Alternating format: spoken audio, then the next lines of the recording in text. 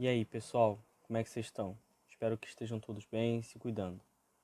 Vamos dar início então a mais uma das nossas videoaulas, mais uma semana, e a gente vai fechar hoje os assuntos para a avaliação de semana que vem, tá bom?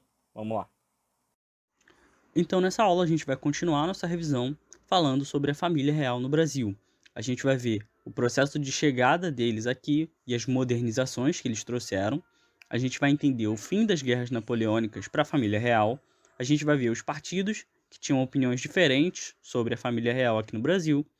A gente vai relembrar os movimentos da insurreição pernambucana e da Revolução do Porto.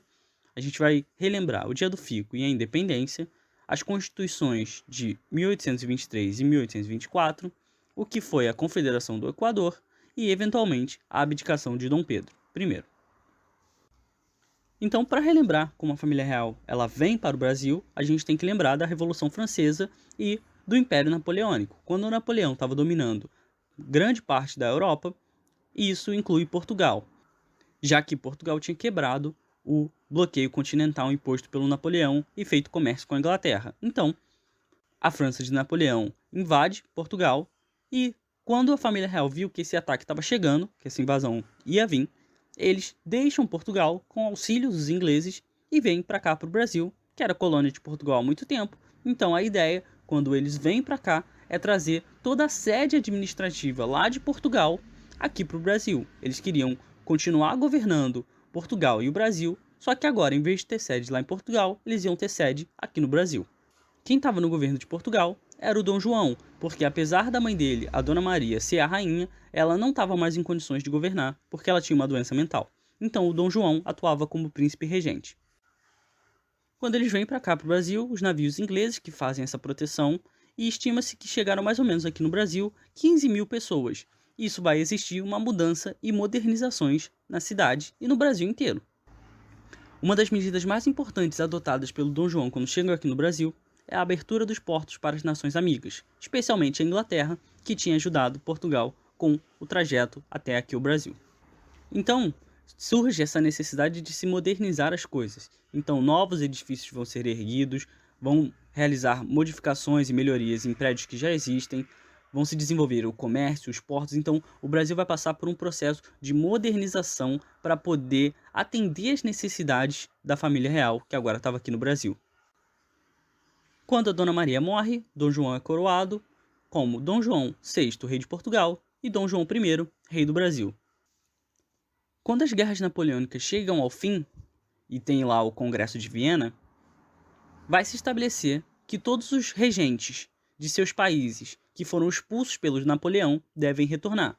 O que isso significava para Portugal? Dom João e a família dele deveriam retornar e governar a partir de Portugal. Eles deveriam abandonar o Brasil e retornar para Portugal.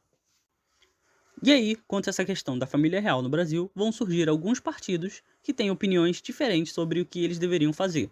O brasileiro, que queria a monarquia e a permanência da corte no Brasil, o português, que defendia o regresso da família real para Portugal e a recolonização do Brasil, e os liberais exaltados ou radicais, que reivindicavam a república. Tudo isso a gente viu em mais detalhe quando a gente falou lá do nosso processo de independência na aula 5.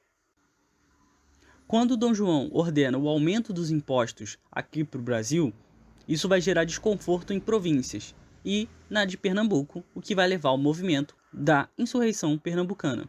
Em Portugal também a Revolução do Porto, que exigia o regresso de Dom João e que Portugal se tornasse uma monarquia constitucional.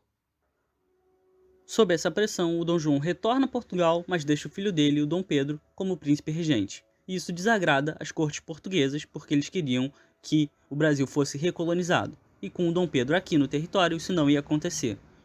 Conforme o tempo passa, o Dom João vai enviar uma carta para o Dom Pedro pedindo que ele retorne a Portugal e que a sede administrativa aqui no Brasil fosse extinta. Então, na prática, recolonizar o Brasil e voltar toda a estrutura lá para Portugal.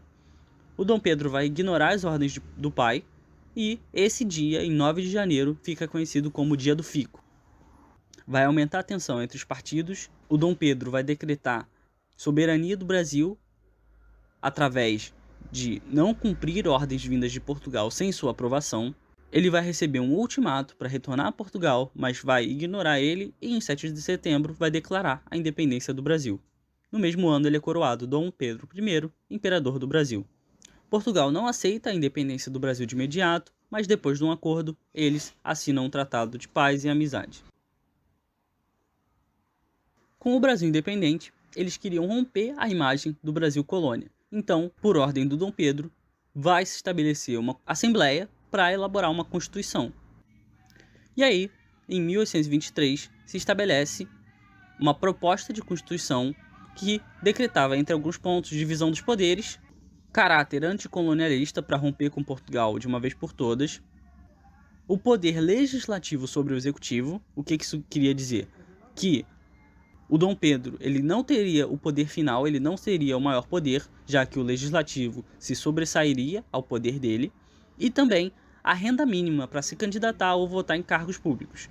Então, essa Constituição passa a ser conhecida como Constituição da Mandioca, justamente por causa desses alqueires de farinha de mandioca que eles deveriam ter para se candidatar ou votar.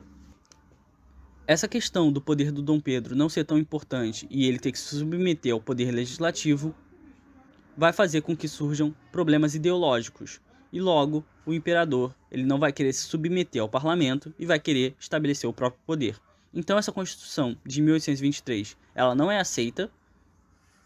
O Dom Pedro vai dissolver a Assembleia que estava organizando esse negócio e acaba com esse modelo de Constituição no episódio que fica conhecido como Noite de Agonia.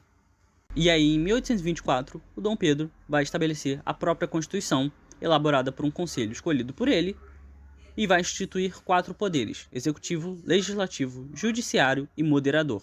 A diferença dessa Constituição para a de 1823 é que o poder moderador estabelecido nessa Constituição era superior aos outros 3, e esse poder moderador era exercido pelo próprio Dom Pedro, ou seja, o Dom Pedro teria o poder de anular qualquer decisão dos outros 3 poderes. E essa medida vai gerar insatisfação em vários setores da sociedade. E aí, em resposta a essa nova Constituição e esse poder moderador que daria superpoderes ao Dom Pedro, vai surgir lá no Nordeste um movimento conhecido como Confederação do Equador, que era um movimento republicano que reivindicava soberania em boa parte do Nordeste. Toda essa questão vai fazer com que o Dom Pedro perca prestígio. Somado a isso, a Guerra da Cisplatina e o problema de sucessão que surge com a morte do Dom João vai levar a um problema para o Dom Pedro I. Ele deveria assumir o trono de Portugal, já que o pai dele morreu, e continuar aqui no Brasil, era o que ele queria. E aí, para fazer isso, ele deixa o trono dele lá em Portugal para a filha, Maria da Glória, só que ela só tinha 7 anos, e aí acaba que o irmão dele, o Dom Miguel, assume como regente, para tomar conta do trono enquanto a filha não fosse grande o suficiente. Só que esse Dom Miguel dá um golpe de estado, toma o trono da sobrinha e assume como rei de Portugal. O Dom Pedro vai continuar sofrendo pressão aqui no Brasil, devido à crise econômica, a imprensa brasileira está em cima dele. Vai ter o episódio da Noite das Garrafadas, que vai ser um conflito entre 2 grupos políticos, um que apoiava o Dom Pedro e outro que era contrário a ele. E aí, com essa pressão toda, com essa situação que ele estava passando, ele abdica do trono em favor do filho dele, o Pedro de Alcântara, que só tinha 5 anos, e retorna para Portugal, onde ele derrota o irmão e assume o trono de Portugal.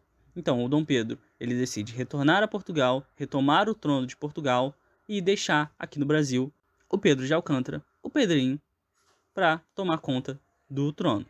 Mas, como ele não tinha idade suficiente para isso ainda, o Brasil vai passar por um período conhecido como período regencial, e a gente vai estudar isso no início do próximo bimestre. Então é isso. Espero que tenha ficado tudo bem claro, tudo bem entendido. Se não, enviem as dúvidas. Semana que vem é a nossa avaliação, então estudem bastante. Eu vou deixar em anexo também um arquivo com os conteúdos que vão cair. Estudem, estudem, estudem e boas provas semana que vem, tá bom? Um abraço. Tchau, tchau.